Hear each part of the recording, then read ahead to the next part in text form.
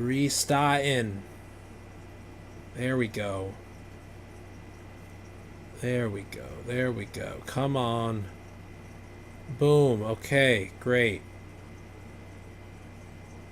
We live right now? We live right now? Looks like we are. Looks like we are. Okay. Give me a sec. There he is. There I be. In the flesh. How long into the track were we before I cut off? Let me I'm going to play another few minutes of this dub mix just to keep things smooth.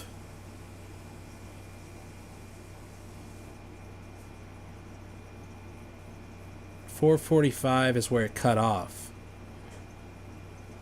Okay, well, in that case, who knows? Let's just listen a few more minutes of this. A couple more minutes.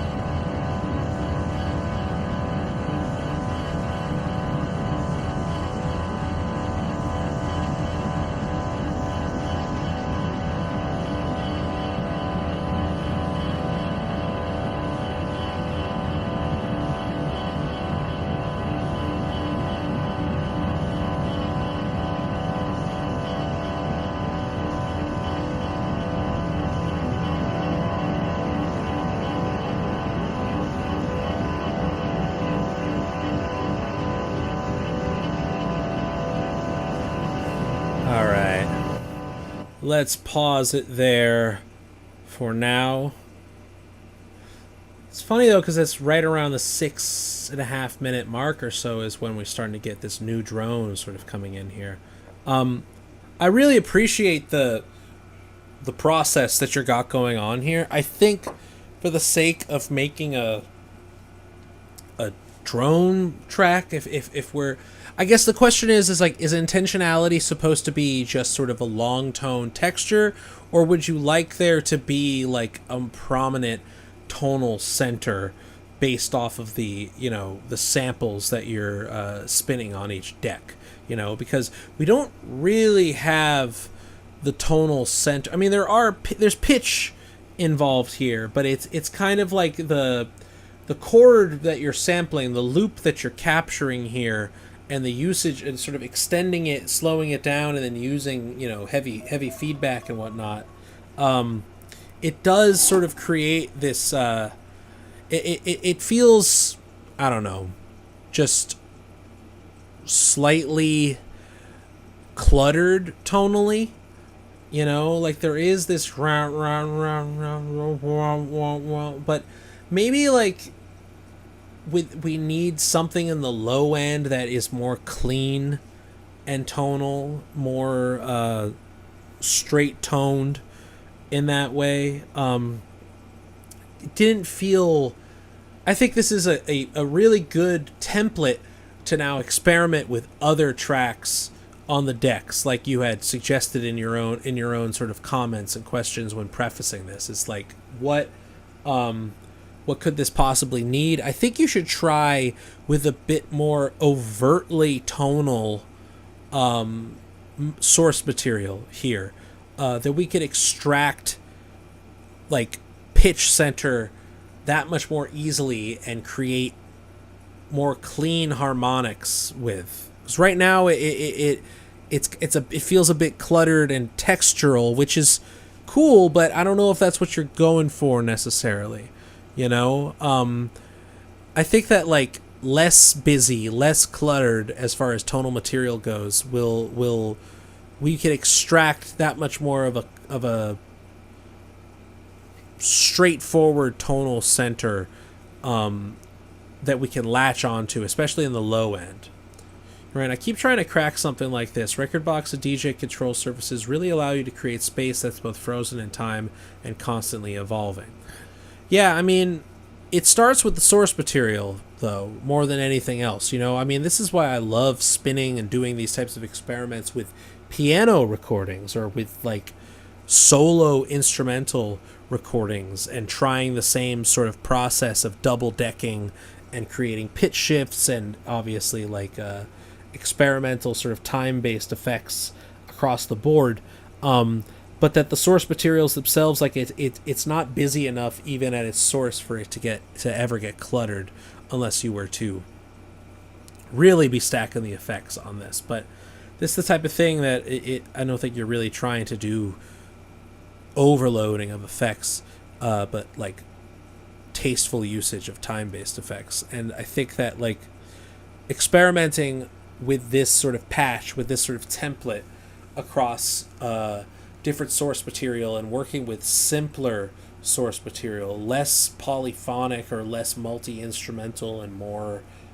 solo source material specifically, you might run into some interesting, more concretely drone sort of results of your experiments. But a really good start here, and loving just the sort of using Rekordbox as the lab for these experiments. Good stuff. All right, we got 3 more today playing us out. I know we had a little delay there, and I'm hoping we have no more of the sort. Okay. We have Shammy. Shammy Shams is back. They write, "This is a rough demo from 2 years ago. Been wanting to work on this, but always push it aside. I see the production somewhere in between Beach Fossils and Fleetwood Mac. Okay, mild Chipotle core vibes. I want layered fifths vocals harmonies during the chorus with a woman vocalist. Lyrics about questioning why friends don't reach out and the defensive nature of this mindset pushing people away." Nice. All right, let's hear this. 46 Old Castle Road, 31 Real Friends. Oh, did we just dox you because you put your fucking GPS coordinates in the voice memo? I won't say it again out loud.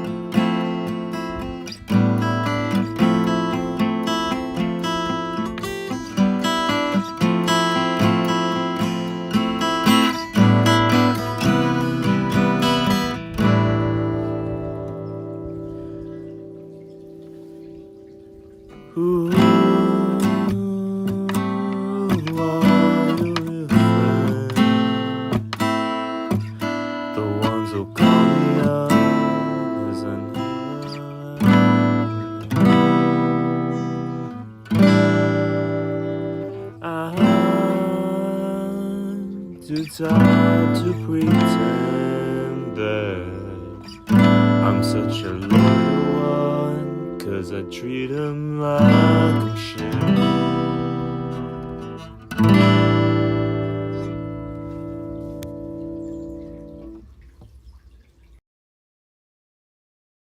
Lovely. Giving me some straight Cali melancholia right now. You know, it's like it's sunny out. I'm by the beach. It's like a perfect 72 degrees out. The air is dry. There's beautiful people around, and yet, part of me is just a little melancholic. You know, this is what we're getting here. It has the same sort of emotional qualities as a young João Gilberto. You know, though you're not playing bossa nova here, but the solo troubadour playing something breezy, as Breathplace said in the chat, breezy, not necessarily tropical, but very, very lush and coastal, sunny in this way. That has that outdoor quality to it, and yet there's an introspection, a moodiness to this that I'm captivated by. Really, really lovely stuff here.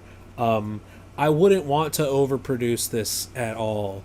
I would, in fact, kind of want to go for that 2000s, early 2010s kind of California tinged. I mean, I know Ariel Pink is canceled and stuff, but like the almost hauntological lo-fi, where it's just like very clearly inspired by Brian Wilson or whomever, just classic California beachside songwriting, but made digitally, and with a saturation at its core. I would love for this to sound recorded analog. I would love to hear this on a Telecaster through a Fender DeVille with light tremolo on, or on your amp tone, would love harmonies with a female vocalist backing you up on that. Really, really nice. I mean, I see what you're saying here as far as the two sort of references being Beach Fossils and Fleetwood Mac. I'm leaning towards the Fleetwood Mac, sort of just making a song that sounds like moody classic rock, less than trying to make it sound more produced. Just because, I think at the end of the day, the heavy lifting is happening in your guitar voicing and your melody and the tone of your voice and the emotion in your voice. I think that's where the core of this piece really lies, and it does a strong job holding it down there. So I wouldn't want to detract from that too much with over arrangement or production or anything like that. I think you do a great job in your work, Shams, of sort of toying with arrangement in a true disco sort of way, where things deserve to be big at certain times, but this feels inherently hushed, and I wouldn't want to detract from that hushedness, the intimacy, the romance of that. Shams writes, yeah, that's the idea, very bare bones, maybe light chorus on guitar, something like drums, Mac DeMarco. Yes, exactly, Mac DeMarco. I don't know why I went to Ariel Pink. I guess that's more where my ears were at the time in the 2000s compared to Mac DeMarco in the 2010s. But sure, continuation of that home recording as a means of creating this aged like fine wine sort of melancholic rock and roll sound. Yeah, Ariel. I mean, politics aside, he was doing some stuff that stuck around. It definitely created a scene and a sound in LA for sure. Can't argue with that. Also Panda Bear, not LA, but absolutely less on the electronic side, but more just the raw songwriting, the compositional, the harmony and melody that you're writing here. Very Noah Lennox coded. Shout outs to Noah Lennox, friend of the pod, of the Critical Listening pod, now a former guest on that show. Go listen to our episode with Panda Bear that came out last week. That one's available on the public channel for Critical Listening. Definitely go check that out. I'd still throw Ariel across the room if I ever saw him at Zebulon. There you go. That's the spirit.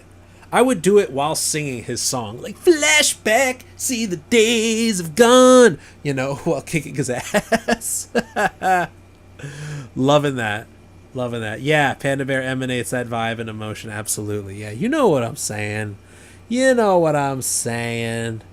Kind of give me some of that Nancy Sinatra kind of spring verb on the voice, too. Make it real vintage sounding. Real saturated and analog. Yeah, very, very good. Very good. Where are the libs? Where are the libs? Where are the libtards? Yeah, exactly. Love Ariel Pink these days and what he's up to, being on the Drea, the chick from fucking Sopranos. I heard her podcast talking about getting canceled by the liberals. Love that for them. Go with God, Ariel. Go with Hashem. You know. If you know, you know. All right, 2 more today. Thank you, Shams.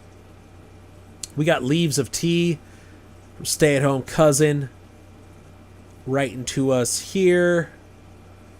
This is an unreleased single, possibly from the upcoming album. It needs mastering, so I apologize for that volume is so low because it's got a lot of headroom. The track has a lot of samples. You can hear my kiddos, a rocking chair squeak, metal bottle sounds. Story is kind of like audio bombed my hum track when I was writing the melody, so I chopped it up, added to the beat, and then I wrote the lyrics from their POV. Things that I want to know and ask feedback on is the overall mix. Subjectively, do you like the way the vocals sound? Are they too quiet in the mix? Did you notice my vocal stutter and digital chopping stuff in the second verse, or is that too low in the mix to notice? Do you like the hi-hats? Do you notice them in a bad way or a good way? Any other notes before I send it for mastering? Very cool. Let's check it. Leaves of Tea.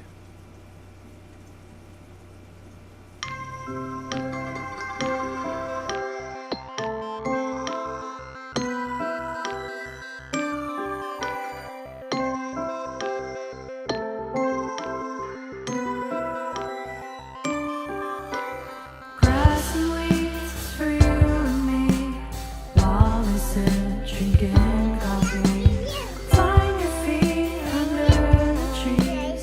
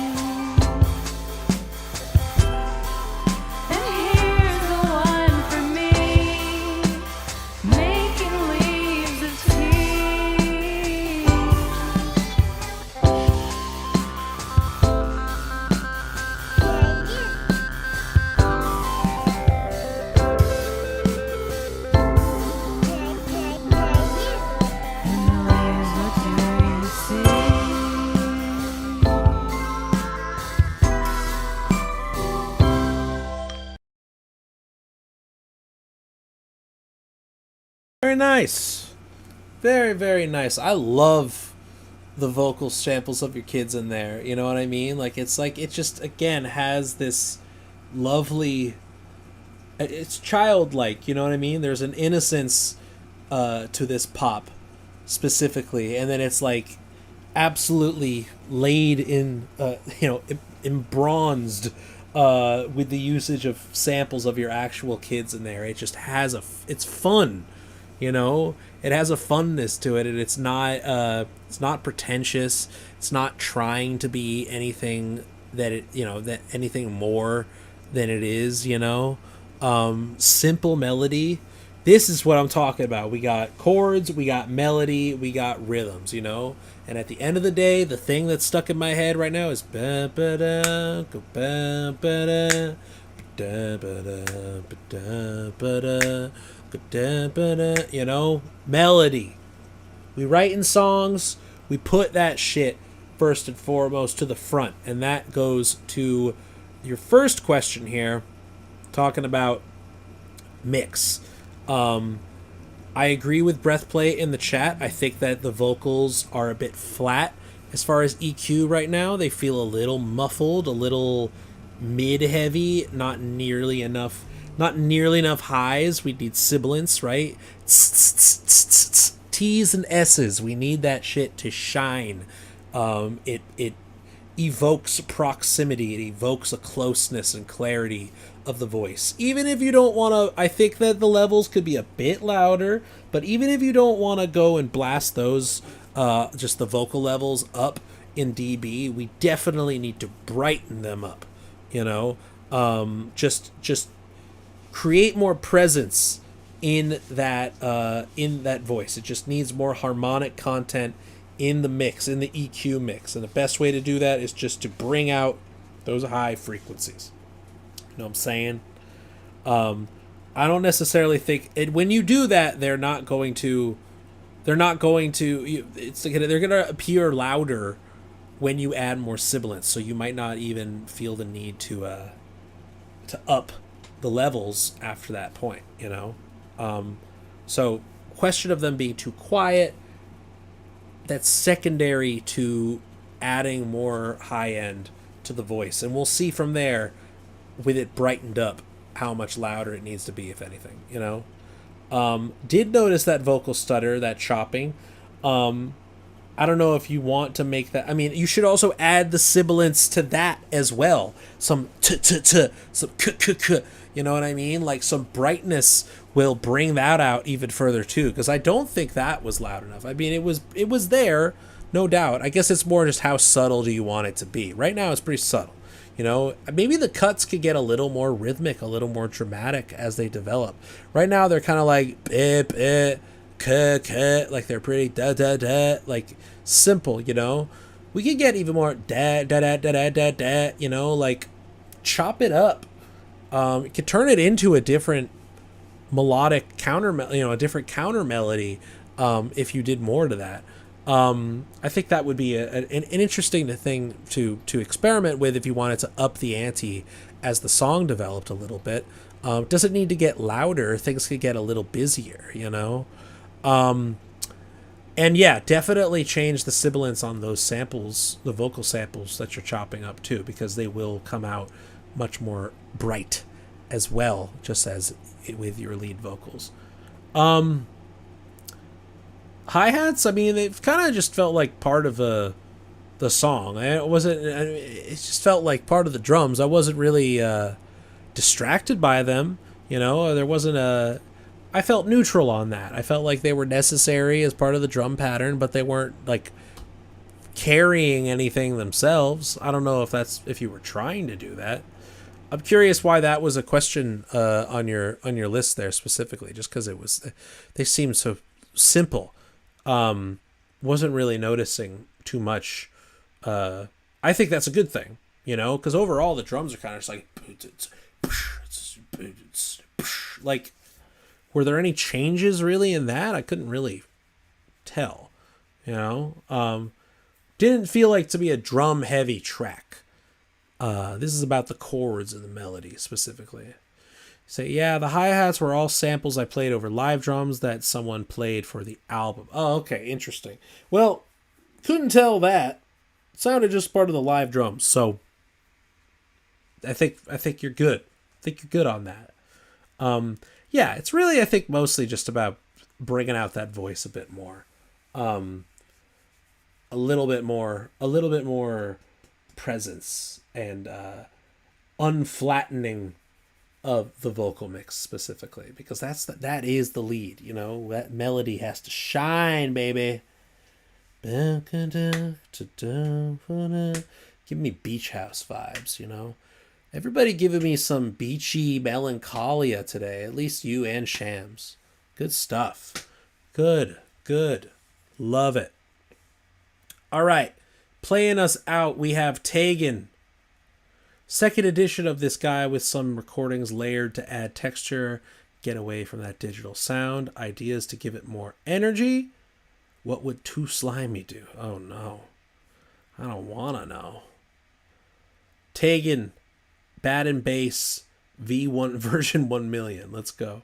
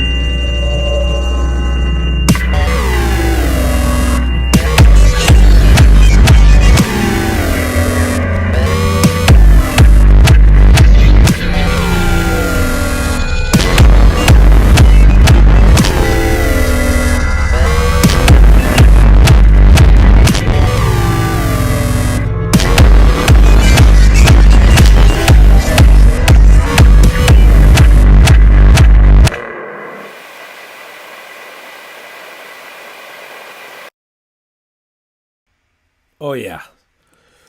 Oh yeah. Good shit. Heavy stuff. If you're asking me genuinely what would Too Slimy do, it would be to, you ended with heavy 808s. But you had some nuance, a little more dynamism in the first half before it grew into that bass boostedness. If you're asking me genuinely what would Too Slimy do, it would be to get rid of that nuance and to just blast right off the start. Everything is a brick wall dynamically, Don't let it grow into anything. Just be loud from the jump and keep it that way. That would be if you are trying to make this 100% assault, you need to start at 100 and end at 110. Here you really started at 90 and ended at 100, and there is a difference. If we're looking for more insanity, I would just think like noise beyond this sort of squelching synthesis, things like that, but like actual noise, not just like synthesis pitch, but like white noise through wind. Take wind samples through distortion, you know what I mean? Like gate that, turn that into a drum, whereas we're crunching, crumpling, less pitch based oriented chaos and more noise textural chaos. You know what I'm saying? I think that would be if you're trying to up the ante even further. Everything that we heard in this is synthesized, pitch oriented chaos. You know, from the drums through the individual sort of patched sounds that you got going on here. When we could add industrial noise, get a fucking jackhammer and then, you know, crazy noise oscillations of found sounds that you get out there, engines, you know, hums, things of that nature, traffic, finding ways to just bring out non-pitch oriented, non-tonal sort of textures to this would certainly up the ante. Yeah, that'd be my thoughts on that if you're looking for more energy, more extremism in your mix. Dems the brakes. Dems the brakes, party people. Lovely stuff from everybody. Poverty Fetish, we started with you, so go back and watch the beginning with the track that you submitted last week. We started the stream with you, if you're just joining us now. You can also listen back when I post this all in audio format in a little bit to the Patreon and podcast stream for free. I don't paywall these Monday nights. Thank you all for a wonderful bout, a good like full school year of Monday night streams. You know, we kind of started this. When did we start the Monday night streams? Like it's September last year or something like that, you know. It's about to be August, so we really did about, you know, we really almost did a full year of this shit. And we will be back with more Monday night programming very, very soon. But things will be expanding, things will be growing, things will be changing and shifting. But if you are not a part of our Sunday afternoons, please sign up at patreon.com/Parrotsky. We will be slowly phasing out adding subscriptions to that as well as we expand into new frontiers. So get in on that on the Patreon stream while you can, and you will be grandfathered into what comes next. But you gotta do it now. Gotta do it before it's too late. Patreon.com/Parrotsky. We will not be meeting this coming weekend, because I will be opening up for the GOAT, Dan Deacon, in Boston, actually in Cambridge, Mass, at the Sinclair. It's a big boy show for me, playing my first Live Nation venue in my own solo project. I'm very happy to be having that opening slot and that opportunity. And for anybody in New England that's around, I encourage you to come say hi. I'll be manning my merch booth afterwards. That's this Sunday, August 2nd. And then we'll be back the following Sunday, August 9th, for Group Critique Fight Club Sunday editions at 3 p.m. But yeah, it's been a great run, y'all, for these Mondays every fucking week. Really wonderful stuff. Everything in the archive is staying up, including all of these tape trade links. So please go get these tracks. I will not put them up for download purposes. They will just be up for streaming. Please go listen afterwards to your heart's content. Have a wonderful week, everybody, and I will see you in 2 weeks on the Patreon stream. Take care, everybody.